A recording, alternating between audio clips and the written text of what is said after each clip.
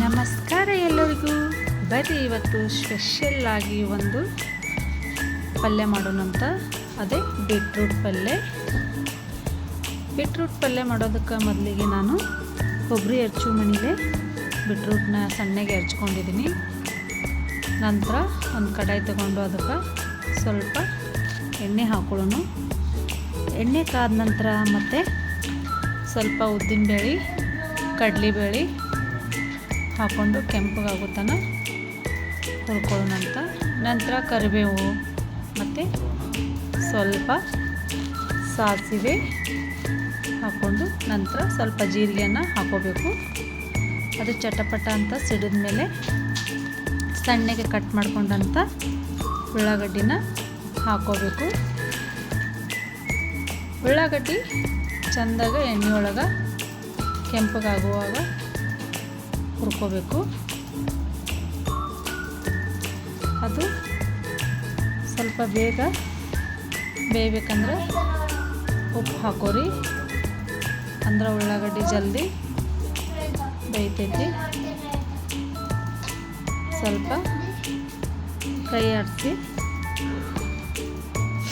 ನಂತರ ನಾವು ಹೆರ್ಚ್ಕೊಂಡಂಥ ಬೀಟ್ರೂಟ್ನ ಅದಕ್ಕೆ ಹಾಕ್ಕೊಂಡು ಹಸಿ ವಾಸನೆ ಹೋಗುತ್ತಾನ ಚೆಂದಾಗೆ ಆ ಒಗ್ಗರಣೆ ಒಳಗೆ ಹುರ್ಕೋಬೇಕು. ಭಾಳ ಅಂದ್ರೆ ಭಾಳ ಚೆಂದ ಆಗುತ್ತೆ. ನಂತರ ಸ್ವಲ್ಪ ಅರಿಶಿಣ ಮತ್ತು ಖಾರದ ಪೌಡ್ರ್ ಹಾಕೋರಿ. ಹಾಕ್ಕೊಂಡು ಚೆಂದಾಗೆ ಮಿಕ್ಸ್ ಮಾಡಿ ಅದನ್ನು ಬೇಯೋದಕ್ಕೆ ಇಟ್ಬಿಡಿ. ಒಮ್ಮ ಟ್ರೈ ಮಾಡಿರಿ, ಭಾಳ ಅಂದ್ರೆ ಭಾಳ ಚೆಂದ ಆಗುತ್ತೆ. ಮತ್ತು ಮಕ್ಕಳಿಗೂ ಇದು ಭಾಳ ಆರೋಗ್ಯಕ್ಕೆ ಒಳ್ಳೆಯದು. ಅದು ಮುಚ್ಚಿಟ್ಟು ಒಂದು 6 ರಿಂದ 8 ನಿಮಿಷ ಸಣ್ಣ ಉರಿಯೊಳಗೆ ಬೇಯಿಸ್ಕೋಬೇಕಾಗುತ್ತೆ. ನಿಮಗೆ ಜಲ್ದಿ ಬೇಯಬೇಕು ಅಂತಂದ್ರೆ ಸ್ವಲ್ಪ ನೀರು ಹಾಕಿ ಸ್ವಲ್ಪ ಜಾಸ್ತಿ ಉರಿನ ಇಟ್ಟು ಬೇಯಿಸ್ಕೋರಿ. ಭಾಳ ಅಂದ್ರೆ ಭಾಳ ಟೇಸ್ಟ್ ಆಗುತ್ತೆ. ಇದಕ್ಕೆ ಇನ್ನು ಟೇಸ್ಟ್ ಹೆಚ್ಚಿಗೆ ಆಗಬೇಕು ಅಂತಂದ್ರೆ ಹಸಿ ಕೊಬ್ಬರಿ ಇತ್ತು ಅಂದ್ರೆ ನಿಮ್ಮ ಮನ್ಯಾಗ ಹಸಿ ಕೊಬ್ಬರಿನ ಹಾಕ್ರಿ.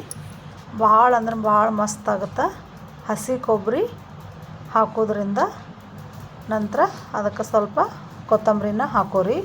ಹಾಕ್ಕೊಂಡು ಮಿಕ್ಸ್ ಮಾಡಿ ಅದನ್ನು ಮುಚ್ಚಿ ಒಂದು 6 ರಿಂದ 8 ನಿಮಿಷ ಬೇಯಿಸ್ಕೋರಿ.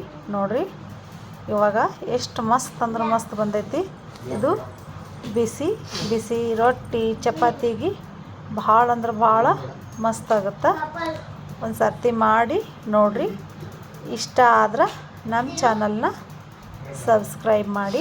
Thank you all.